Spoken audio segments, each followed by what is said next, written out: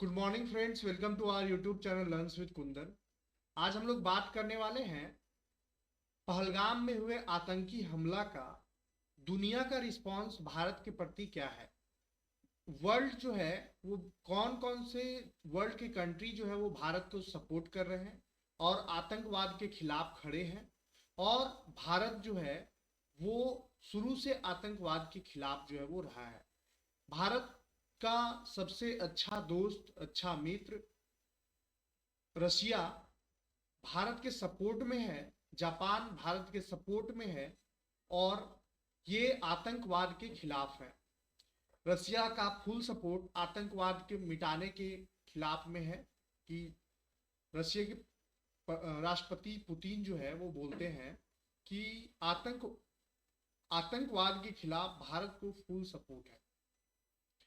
Bharat Russia का पुराना दोस्त रहा है और चाहे वो 1971 का हो चाहे 1999 का युद्ध हो, रशिया का साथ जो है वो भारत को मिलते रहा है।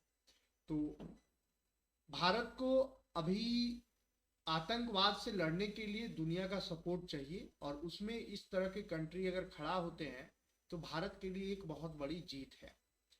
भारत आतंकवाद के खिलाफ शुरू से लड़ रहा है और दुनिया को आगाह भी कर रहा है कि हमारे पड़ोसी मुल्क पाकिस्तान में आतंकवाद का फैक्ट्री चलता है और वो फैक्ट्री के वजह से हम लोग पड़ोस में होने की वजह से हम लोग भी थोड़ा बहुत परेशान रहते हैं और इसे खत्म करना बहुत ज़रूरी है।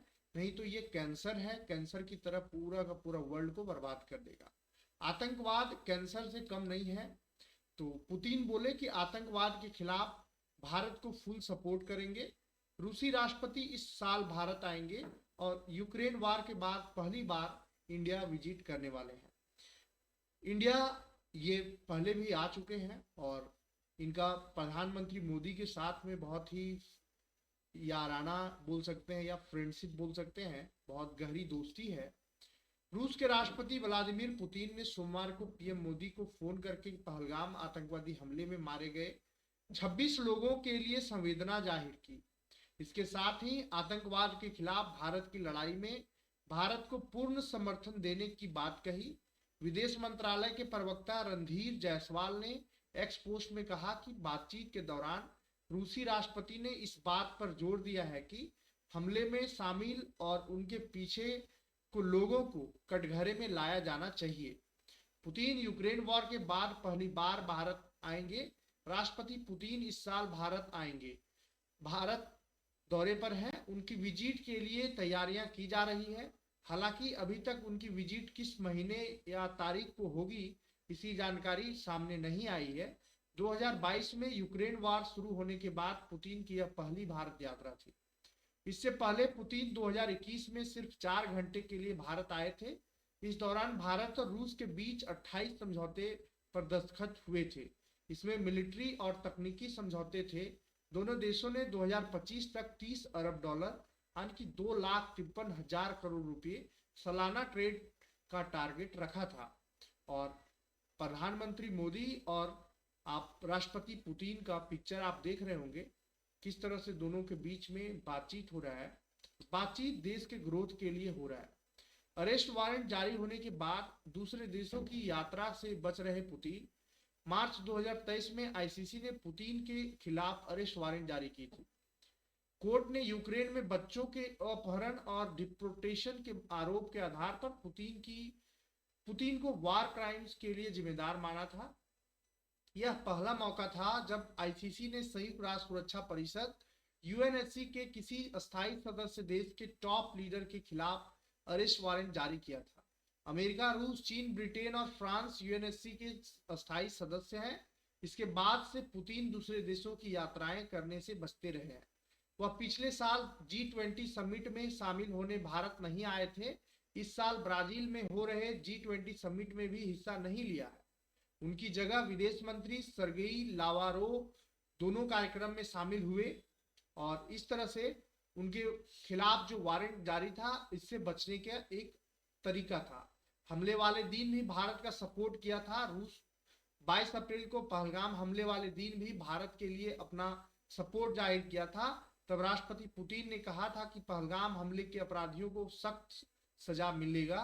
हम भारत के साथ हैं, हमारी संवेदनाएं पीड़ित परिवारों के साथ है। हम सभी घायलों के साथ जल्द से जल्द स्वस्थ होने की प्रार्थना करते हैं। और ये बाइसरन घाटी पहलगाम है जहां जम्मू कश्मीर में आतंकवादी हमला हुआ था। वे आतंकवादी 26 निहत्थे लोगों की जान ले ली थी और 20 से अधिक लोग घायल हुए थे। वे ऐसे आतंकवादी थे जो इतना कायर थे कि निहत्थे लोगों पे धर्म के नाम पर गोली मारी थी। आप ये समझ सकते हैं कि जम्मू कश्मीर के लोगों का सपोर्ट भी था। अगर सपोर्ट नहीं होता तो उस तरह का बाइसरन घाटी में जाना मुश्किल है उतना हथियार लेकर के। उसके बाद वहां के लोगों का सपोर्ट होने के बाद ये घटना को अंजाम दिया गया। और सपोर्ट होने के बाद वहां के लोग जो है, आप समझिए कि इकोनॉमी कितना डाउन हो चुका है।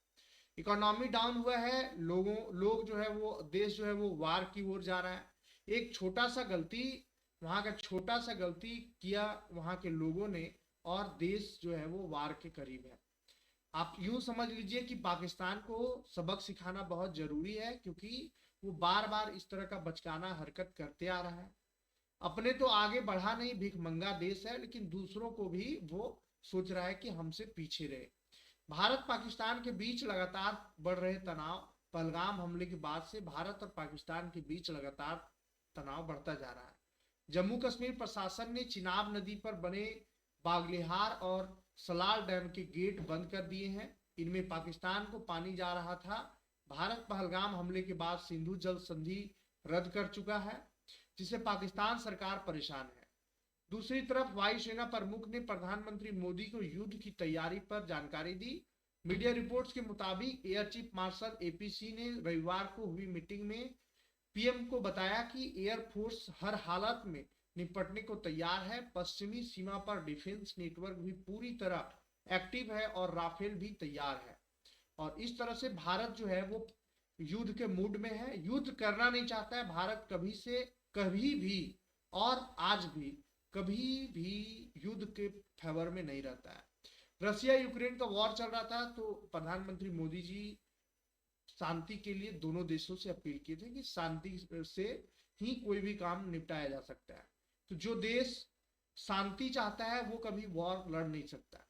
लेकिन पाकिस्तान इस तरह का बचकाना हरकत बार बार कर रहा है कि इसको सबक सिखाना बहुत जरूरी हो गया है। उतना ही जरूरी है जितना सांस लेना जरूरी है। तो आप समझ सकते हैं कि भारत जो है अभी किस दौर से गुजर रहा है। और ये वजह सिर्फ और सिर्फ कश्मीर में रहने वाले वैसे गद्दार लोग जो उन आतंकियों को सपोर्ट करके वहां तक पहुंचाए और निहत्थे लोगों पे गोलियां बरसाई। आपका इस पे क्या राय है? आप अपना कमेंट के माध्यम से राय दे सकते हैं। धन्यवाद।